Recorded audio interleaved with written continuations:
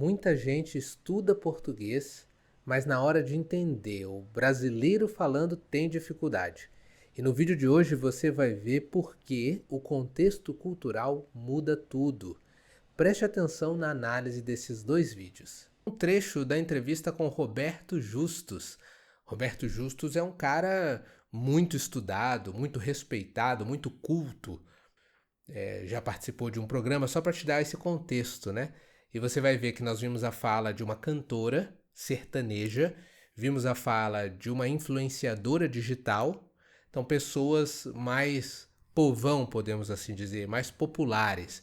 E agora vamos ver a fala de alguém com um nível de estudo, um nível social, né, ou socioeconômico um pouco mais elevado. Vamos ouvir os padrões na fala dele, que para alguns poderia soar mais culto, mais formal, mas ainda dentro dessa formalidade, vamos ouvir o que ele fala e como ele fala. Ela é muito atrasada. É minha irmã gêmea. Eu sou muito A gente pontual. sabe, eu cheguei pontual hoje, vai. Muito pontual. Eu cheguei antes de você, Eu tá? vi. Eu sou muito pontual. Né? Até falei pra tua assessora lá que eu ia chegar às 4h15, era um Sim. pouco de trânsito, já avisei que era 4h22. Para. Eu Você é avisei. quase um britânico. 7 minutos depois eu tava aqui, 7 minutos. 5 minutos foi atraso, tá? Então, mas eu ia começar às 4h30 aqui, Sim. e eu já vim pronta, só, né, Uhum. dar uma... E aí acabou. Aí ela não.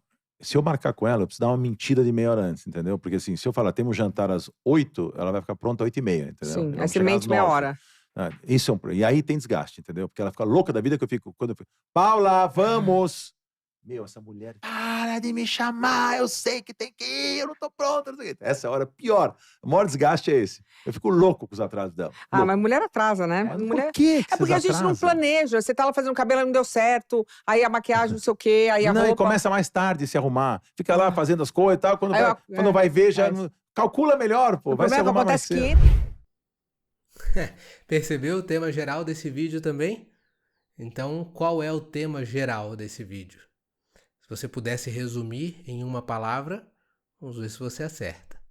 Vamos ouvir de novo para destacar alguns detalhes dessa fala e depois eu falo o tema geral desse vídeo. Ela é muito atrasada. É minha irmã gêmea. Eu sou muito A gente pontual. sabe, eu cheguei pontual hoje. Perceba a ênfase no eu sou muito pontual. E você teve dificuldade de entender essa conversa? Comenta aqui, porque especificamente esse podcast, ou essa entrevista, ele é bem rápido, a troca de falas, a conversa, um às vezes fala em cima do outro, né? Ou logo após o outro. Então é um desafio também para você treinar os ouvidos para entender quando muitas pessoas estão falando ao mesmo tempo. Mas vamos lá. Muito pontual. Eu cheguei antes de você, tá? Eu vi. Eu sou muito pontual. Né? Até falei pra tua E assessora. você vê como o né também é muito presente mesmo na fala de pessoas que se expressam de maneira mais formal do que outras. Ainda assim, o né é uma marca muito característica de uma fala natural. Falar que eu ia chegar às 4h15, era um Sim. pouco de trânsito, já avisei que era 4h22. Para. Eu Você avisei. é quase um britânico. 7 minutos depois eu tava aqui. E esse para dela, que eu queria comentar também. Para. Como assim?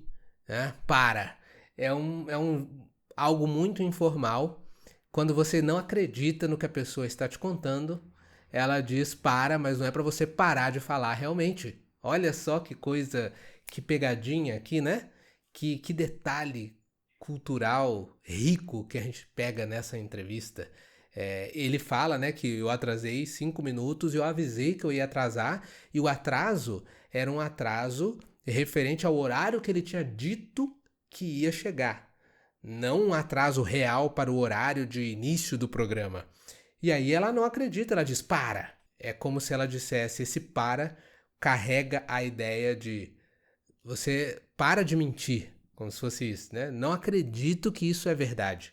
Não acredito que você fez isso. Então, muito interessante. 7 minutos. 5 minutos foi atraso, tá? Então, mas eu ia começar às 4h30 aqui, Sim. e eu já vim pronta, só, né, Uhum. dar uma... E aí acabou. Aí Isso também é muito legal do brasileiro, às vezes, né? Você vê que ele faz gestos e não fala, a frase termina no meio, né? Porque eu já vim pronto, né? É só dar uma... né? Então, a mensagem tá ali, é só dar o quê? eu diria, né? Uma expressão, um tapa. É só dar um tapa no visual, né? Ou ele ia dizer uma maquiagem rápida, só dar uma conferida. Mas ele parou, não é só dar uma, fez gestos com a mão e toca. Ficou claro a ideia.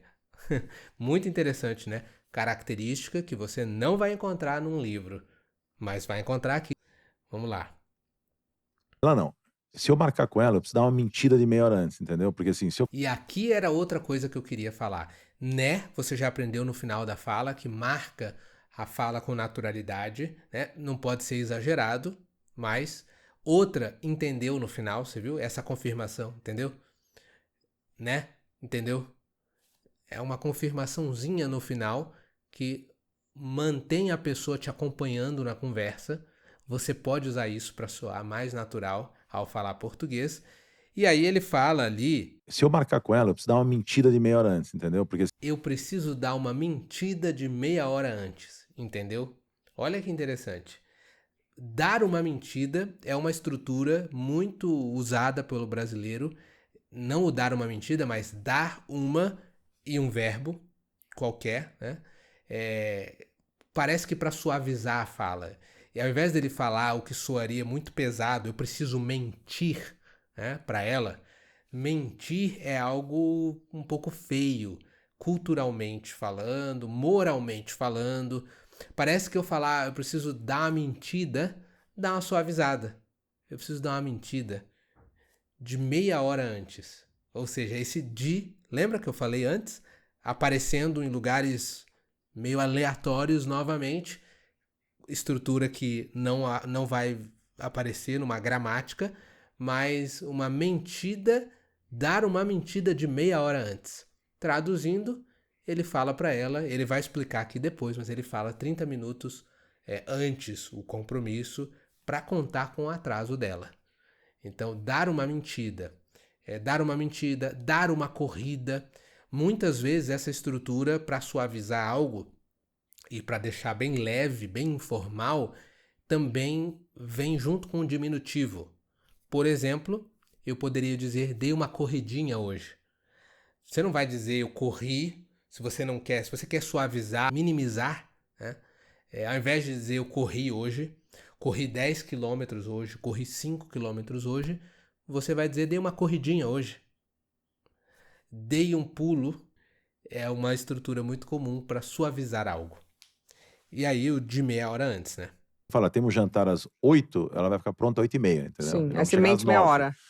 Isso é um... E aí tem desgaste, entendeu? Porque ela fica louca da vida que eu fico... Quando eu fico, Paula, vamos! Meu, essa mulher... Para de me chamar! Viu? Paula, vamos!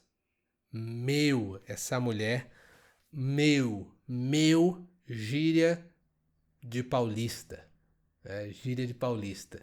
Meu, nesse caso ele usou como uma expressão de surpresa, algo que ele vai dizer que ele vai exagerar, né? Meu. Assim que ele ficou surpreso com a quantidade, né? Ou com a intensidade do jeito que a mulher reagiu. E o tema geral desse vídeo? Atraso. Se fosse resumir em uma só palavra, eu diria atraso.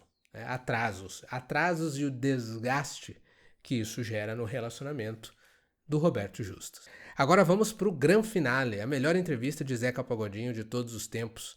E aqui tem um quê cultural maravilhoso. Aliás, eu nem sou muito fã de uísque, não. Não, né? Não. Cachaça? Também não. Também. O quê? Você gosta mesmo de cerveja? Cervejinha, né? Uma, basta? Uma caixa.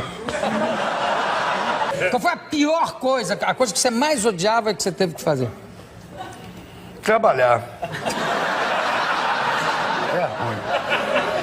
É ruim. É ruim? Como é que estão as crianças? Graças a Deus, bem, estudando. Estão com que idade já? O mais velho tá com 13 ou 14. Com 13, 14, 13, 11 e 8. Quem é que dá mais trabalho? Eu.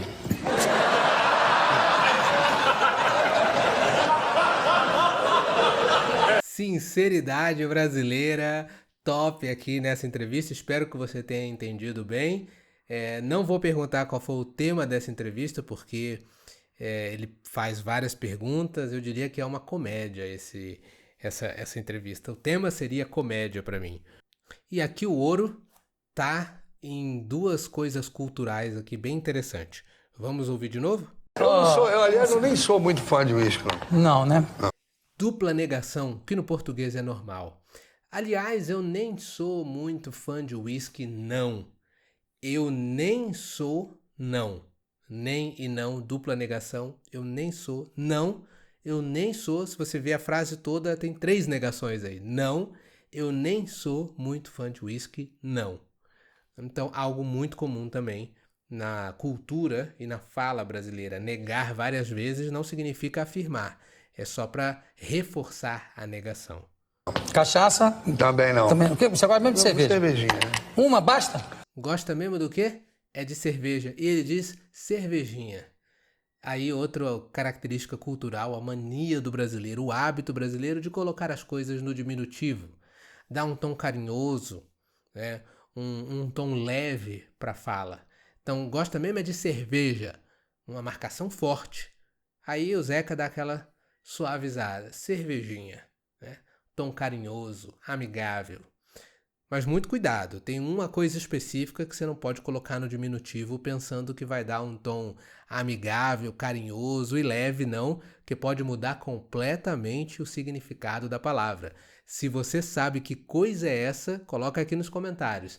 Que coisa é essa que você não pode colocar no diminutivo que não vai ficar mais carinhoso, não. Vai mudar completamente o sentido da palavra. Vamos ver se você está esperto e conhece bem o português brasileiro.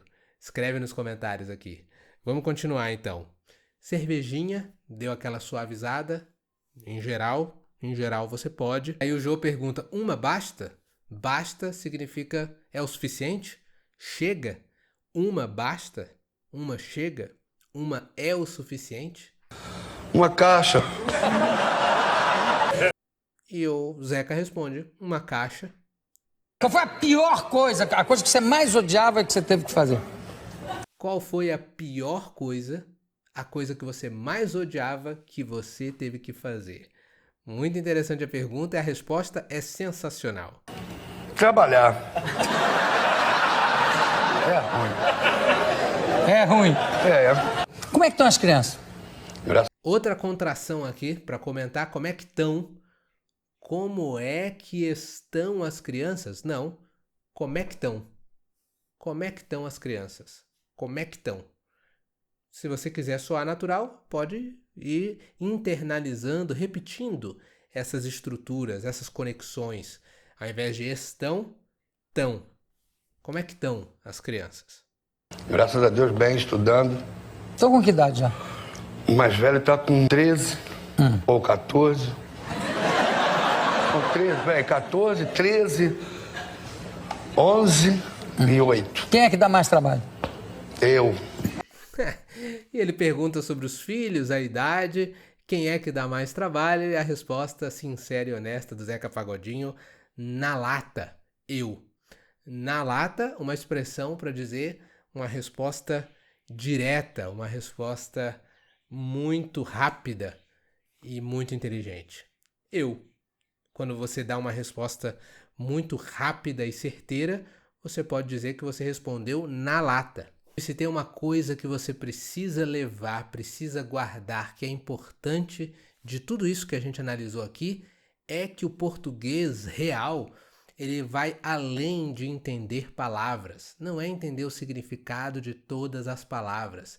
Tem a ver com contexto, tem a ver com ritmo, tem a ver com intenção e tem a ver com coisas implícitas, com entender aquilo que não é dito e principalmente com cultura. E aí você viu a importância que entender o contexto cultural tem na hora de entender o brasileiro falando na vida real, no dia a dia. Se você quer aprender mais sobre essas análises, se inscreve aqui no canal, dá o seu like e acompanhe a gente também na nossa comunidade no Patreon. Os links estão aqui embaixo. Ah, e não se esqueça, don't panic, keep speaking Portuguese.